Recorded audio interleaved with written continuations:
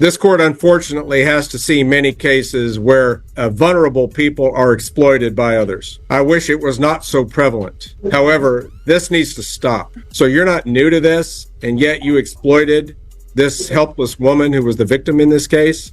Please don't. The court is going to order you to serve 58 days more, starting immediately. Oh, please don't do Miss this. Turpin, you are an incredibly poor risk. I've never done this to anybody don't before. talk over me. Don't talk over me. You're not going to cry your way out of it. I got my grandkids outside. Are you done, Miss Turpin, so that I can complete your sentencing? 2024 and each subsequent month. This entitled woman appeared in court after scamming and stealing thousands of dollars from a vulnerable elderly victim, and it's honestly difficult to feel any sympathy for her. Her actions go beyond fraud. They reflect a complete lack of integrity. In the courtroom, her behavior is shocking as she attempts to defend herself with baseless arguments, only to be repeatedly shut down by the judge. The situation quickly escalates into a full-blown meltdown, making the entire scene even more intense. When the final sentence is delivered, it hits hard and feels completely justified. What do you think? Should the justice system be even stricter with scammers like this? Share your thoughts below as we watch how the judge firmly handles this case. Ms. Turpin, you were late to your sentencing? I was in the other building. I didn't know which building to go to, and I ended up in the other building. That's why I was late. All right. I don't think there's been court held in that building for 21 years. I've never been to court here, ever. I had no idea. This matter comes before the court at this time for sentencing. Docket notes from June 18th indicate that the defendant pled guilty to count 3, computer crime, a level 8 felony. A pre-sentence report was ordered, sentencing originally set for August the 12th, subsequently rescheduled to today's date. This court has received an updated pre-sentence report compiled by Ryan Smith, pre-sentence investigator, who is part of this meeting. I trust each attorney has received the updated report, and I'll ask the state's attorney first. Is there any objection to the criminal history as stated in the report? I did receive the update, Your Honor, and no objection. Any objection to criminal history by the defense here, Mr. Watts? Mr. Watts? You're muted. Your Honor, no objection to the criminal history score. Court will adopt the criminal history as stated in the report and finds that the criminal history score applicable to today's sentencing is criminal history score H, and the court will proceed further accordingly. Ms. Norris, do you know of any legal reason why sentence should not be pronounced in the Turpin case here this afternoon? No, Your Honor. Mr. Watts, are you aware of any such legal reason? No, sir. Ms. Turpin, are you aware of a legal reason or any other good reason why the court shouldn't proceed further with your sentencing? No, sir. Court proceed further then. Counsel, I'm not aware that there's been a motion for a departure sentence or any other sentencing related motion to take up. Does the state have any such motions to pursue? No, Your Honor. Does the defense, Mr. Watts? No, sir. Very well. Are there any victims or members of a victim's family who desires to address the court in relation to this sentencing? Who is Deborah's iPhone? Or Jacqueline Green? Your Honor, Jacqueline Green is the victim witness coordinator in the office. Okay, all right, fair enough. And there's no family members with her? Not that I'm aware of. And Your Honor, I'm not sure who Deborah's iPhone is. Is there someone whose screen name is Deborah's iPhone who wishes to address the court in relation to this Turpin sentencing? I would just like to have a yes or a no.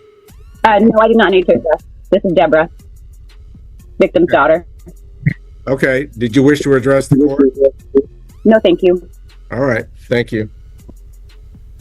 At this time, then, the court will ask for recommendations from counsel regarding an appropriate sentence for Ms. Turpin, beginning with Amber Norris on behalf of the state. Your Honor, state would be recommending for the felony crime of computer crime.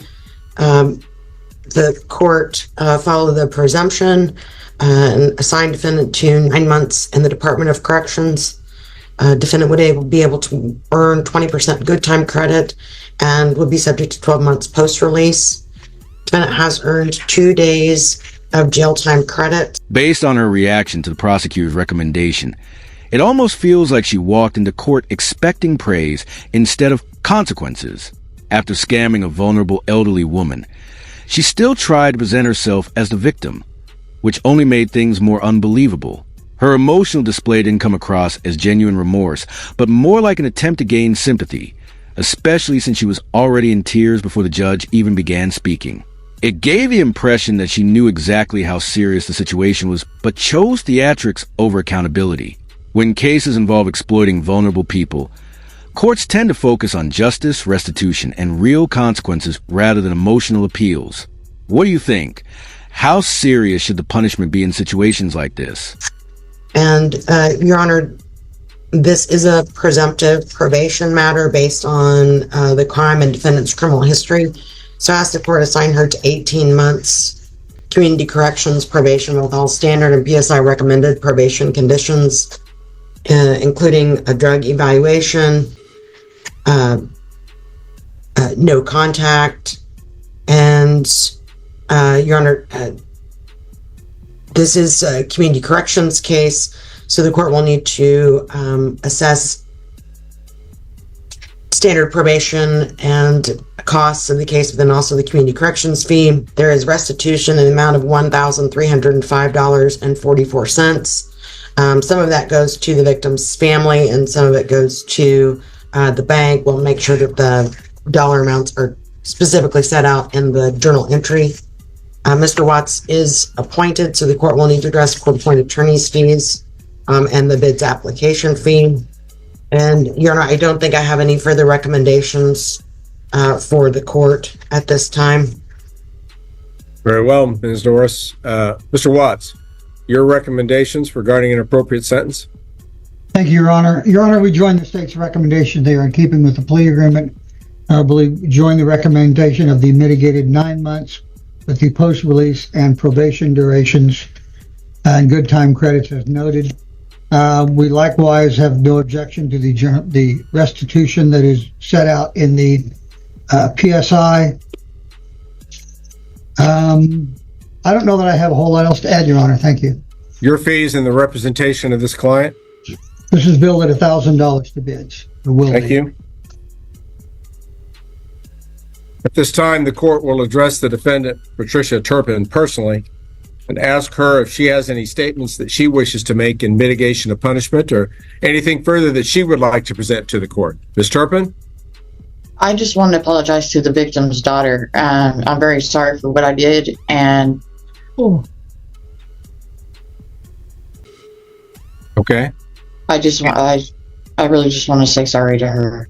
I mean, she could have actually offered sincere apology instead of barely whispering sorry like it was some kind of secret code to avoid consequences. It felt less like real remorse and more like she was trying to casually introduce it at the last second, as if no one had just watched her argue with the judge moments earlier. The sudden shift didn't come across as genuine. It felt performative, like she thought a shaky voice and a few tears would somehow erase everything on record. In reality, that kind of half-hearted apology likely worked against her, reinforcing the impression that she wasn't truly taking responsibility and giving the judge even more reason to respond firmly. Right. Any other statements for the court, Ms. Turpin? No.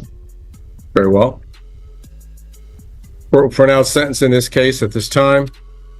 Court hereby establishes count 3 as the base sentence in the case for the offense of computer crime, a severity level 8, non-drug, non-person felony, in which the defendant has a criminal history score of H, thus placing her in grid box 8H. Court hereby sentences the defendant to a term of 9 months in the custody of the Secretary of Corrections, the state of Kansas. On this sentence, the defendant may earn up to 20% of good time credit and would be subject to 12 months of post-release supervision. No fine is imposed on that count. Court does note that in grid box 8H, this would be a presumptive probation case under Kansas law. There does not appear to be a special rule application here. It almost seems like she brought her kids to court hoping it would somehow soften the outcome, as if mentioning family could work as a shortcut to leniency.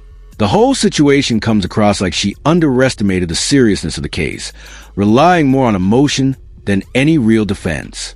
While she tries to shift the narrative and present herself as the one being wronged, the victim's family is left sitting through it all, which only makes the contrast more striking. That kind of approach, leaning on dramatics instead of accountability, doesn't hold up under legal scrutiny. In court, vague guilt and emotional appeals rarely outweigh clear evidence, and without a solid explanation or genuine responsibility, it ends up doing more harm than good for her case.